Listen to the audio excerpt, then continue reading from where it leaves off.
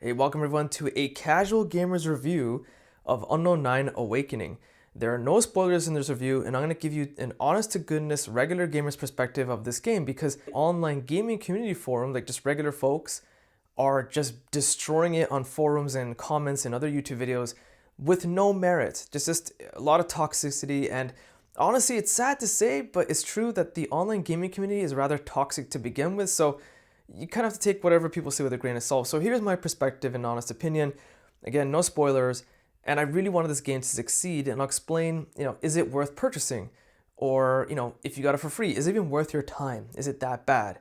So let's just dive into it. So the game is focused on our character Haruna, who's basically got this special ability that allows her to grab some energy from an alternate dimension called the Fold. The Fold is a mysterious alternate dimension where time and space don't really work, it's the same logic as your regular universe. So this is based in an alternate world. So it's based in India for the most part, but not, in our world of India. It's like an alternate dimension with fantasy land, if you will.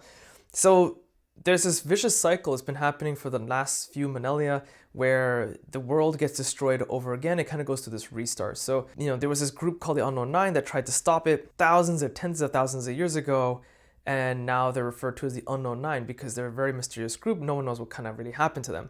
So Haruna is on this venture with her mentor to kind of, prevent another catastrophe, but also to prevent another person who has the ability to connect to the Fold and use special powers from trying to harness his power for his own greed. And then some events happen to, Haruna's mentor, and it turns into a revenge story. That's not a spoiler because it happens like really early in the game. And that's pretty much what sets up the standard for the rest of the game. And honestly, I really want this game to succeed because the story is rather different. I like the concept and idea of, the Fold and alternate dimensional energy and powers that Haruna can harness and use to her advantage. And then, there's too much bashing from the internet because this game does try to put some emphasis, at least in the first half, on, stealth approach to taking out enemies. And a lot of people say the climbing mechanics, the hiding mechanics, and combat mechanics are too similar to Uncharted series, Assassin's Creed series. Honestly, those games have copied one another. It's like me saying Call of Duty has copied the original Doom game because I was a first-person shooter from decades ago. But no one says that. You can, at this point, say every video game has copied an element from a previous video game. So that's not what we're here to do, but people try to say that, and I don't think it's a fair assessment on the game itself. Okay, but the important thing is, how does it play? Is it fun? Is the gameplay any good? Yes and no. So here's a mixed bag of it, is that her powers, Haruna's, is pretty fun to use. And as you upgrade them, some of them are pretty neat. You get these special dodge abilities, which I abuse and love. You get the ability to push enemies, pull them back in, and just kick them right in the face. You have a mind control ability, which you can have enemies attack each other for a short period of time. It's all fun and well and good, except it gets rather repetitive. Eventually, halfway through the game, these powers, they're just kind of mundane because enemies get repetitive. They introduce these odd new enemies here and there, but there's nothing too unique to them. Some just become more upgraded, stronger versions of previous enemies you found, or like mini bosses. So the element of being fresh kind of wears out, the novelty wears thin halfway through the game.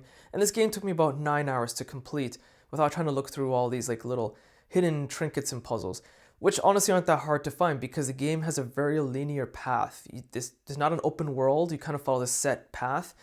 And not only that, is there are difficulty setting modes, but when you pick one, so for example, if you played it on medium difficulty, once you do that, you're stuck for the rest of the game on that difficulty mode. You can't just change it on the fly and continue on, unfortunately, which is kind of weird for this day and age for a video game. It's not just the combat that gets repetitive, it's also just the general mechanics of the game overall.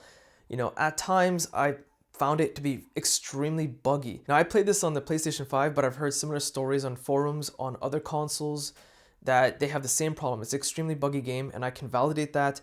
I had an enemy who had a single life bar hit remaining. She would not die no matter what I did. I then had to let Haruna die and restart from the checkpoint. It's ridiculous and annoying. There was another odd instance where my companion, who, was trying to climb down with me, ended up going into the ground. Like he was kind of half in the ground. It's very bizarre. And sometimes Haruna will just get stuck and I can't jump across a path. Other times the camera angle would just zoom in on Haruna when I'm trying to hide from an enemy and they're trying to look for me. It's really annoying because I can't see where they're going. Have they moved away from trying to look for me or not, I can't see what I'm doing. And speaking on enemies trying to look for me, sometimes they don't do anything at all. Sometimes they'll just stand in one spot. Other times they'll just go around in the same circle again and again. Like the AI of the enemy is incredibly thick. Well, to be blunt, they're very stupid, to be honest. Which leads to another odd element of the game, and this is designer and writer choice, which I have to really kind of criticize them on this, because the game emphasizes, being subtle and stealthy. Hide and take out your enemies one by one, because Haruna does not punch and kick that hard. She's actually really weak.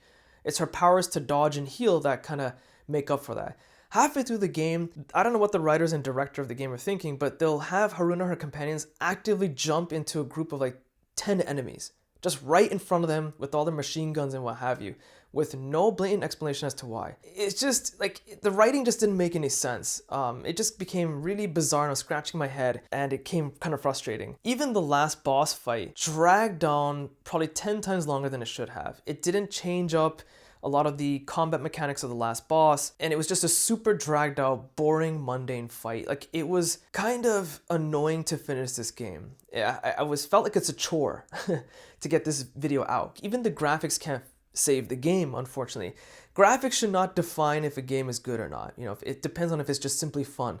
Now, because the game is not that fun, you're kind of hoping, okay, maybe the graphics make up for it. They don't. So in the preview videos, like in cinematics, they'll show, on advertisements on YouTube or whatever, they'll show this beautiful scenery. It's supposed to look beautiful. When you play the game, everything's kind of pixelated. It's hard to explain. It's kind of like graphics in between PS3 and PS4, I guess the best way to put it. And it gets even worse with facial animations when they really show a character up close. At times, one of my companions, his beard would have like sideburns, and some of the white hairs would pop in and out of his face. And I was just trying to figure out, like, okay, does he have sideburns there, or is he not meant to? Is the game just buggy? It's just bizarre. Other times I'll have a companion where I'm ahead of her and she's left in the dust because I'm running faster than her, and I can hear her yelling at me, "Come on, Haruna, this way, this way." And I'm like, oh, am I going the wrong way? And I turn back around only to see her following me, and then she passes me. So it's weird that the game NPCs, your allies, are forcing you to hurry it up even though you're ahead of them. It just bugs all around in this game. And ultimately, I don't want to drag this review on for too long, but here's the gist of it. Should you play this game and pay for it? No, absolutely do not pay a single cent or penny or whatever your currency is. Should you play this game if it's free? Again, I do not recommend it. There are so many games to play nowadays, and you're better off playing something else, even if it's a game from like a few years ago that you've been kind of putting on the shelf. This is a game you just want to overall avoid. I had high hopes for it, but it was just a complete disaster, to put it, and very disappointing to say the least. So I hope you found this video useful. If you did, be sure to check my social links and website link in the video description. Hit the like button, it does help. Subscribe, and thanks for watching.